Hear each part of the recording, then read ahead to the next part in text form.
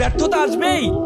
Fail fail মানে first attempt in learning, শিক্ষার প্রথম ধাপ।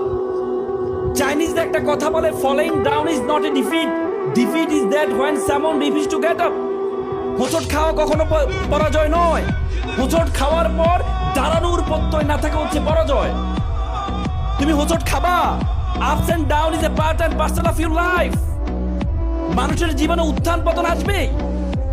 তোমরা জানো আমরা দুনিয়াতে কেন আসছি? আমরা কিন্তু জান্নাতে ছিলাম, আমাদের পূর্বপুরুষ আদম আলাইহিস সালাম কিন্তু জান্নাতে ছিল। শুধুমাত্র একটা ভুল করার কারণে আদম আলাইহিস সালামকে শাস্তি স্বরূপ পৃথিবীতে পাঠানো হয়েছে। তার মানে আমরা পৃথিবীতে আসি শাস্তি স্বরূপ।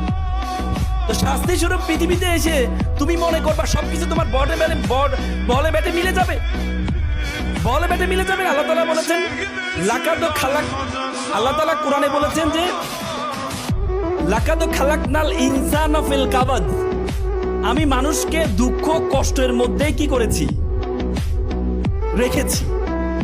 তোমরা যখন দুঃখ দেখবা তখন দুঃখের পরে তোমার জন্য আনন্দ আছে, সে আনন্দটার জন্য তোমাকে অপেক্ষা করতে হবে।